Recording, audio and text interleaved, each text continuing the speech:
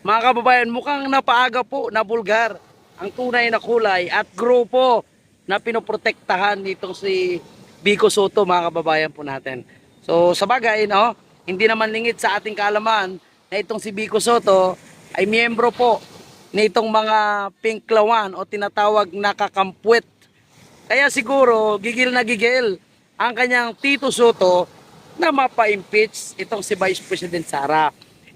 Lumalabas na nga yung mga balibalita na itong si Vico Soto ay tatakbo sa mas mataas na posisyon.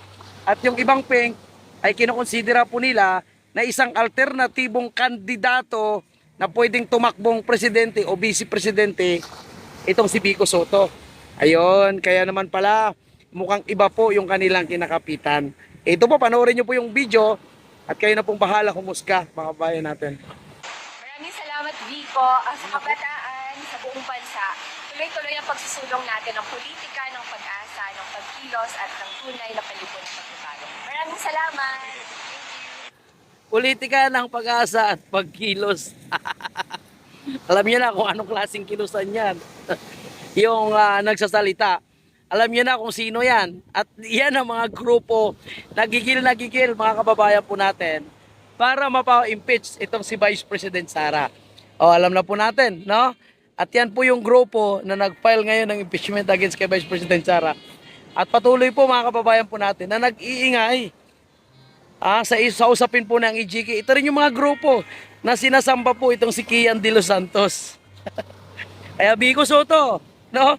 Mukhang maaga mo in-expose ang iyong tunay na kulay.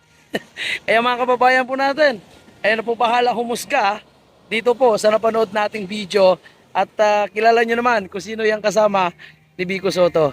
Tuta Soto, pistado na rin kung bakit gano'n na rin ang gigil mo na mapa-impeach itong si Vice President Sara at ang galit mo sa naging desisyon ng Supreme Court. Ako po mga kababayan po natin, no?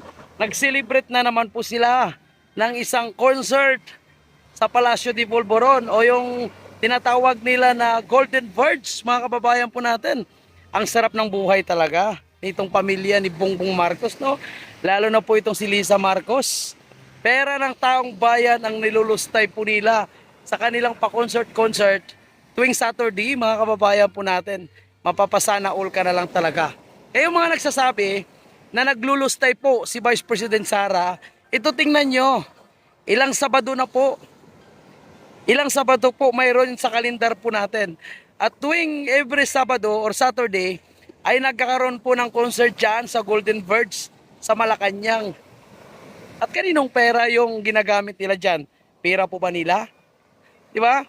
So yan po yung tunay na paglulustay. Nag-i-enjoy po sila sa pera ng taong bayan. Hindi nila naiisip yung kahirapan po na nangyayari ngayon sa ating bansa. Panaylustay na lang po sila. So, kung may dapat kasuhan, kung may dapat i-impeach, at kung may dapat badikusin sa paglulustay sa pera ng taong, yan po, tingnan nyo ha. Hindi na nila naiisip yung mga taong naghihirap. Panay lustay, panay enjoyment, panay pa-concert na lang po yung iniisip nila sa Malacanang. Tingnan nyo po. Sa mga nagsasabing lustay si Vice President Sara, ayan, tingnan nyo. Sino yung naglulustay at ginagamit ang pera ng taong bayan para sa kanilang personal na happiness? Agoy Noy! Ayan, Risa Contiveros, mahiya ka naman sa balat mo, mahiya ka naman sa pagmumukha mo.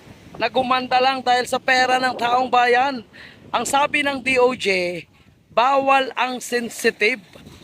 Risa Contiveros, huwag kang maging balat sibuyas, lalong-lalo sa mga taong nagbabatikos at nagkikwestiyon kung paano mo nilustay ang pera, ang budget mo at saan mo ginamit ang insertion mo na 3 bilyon.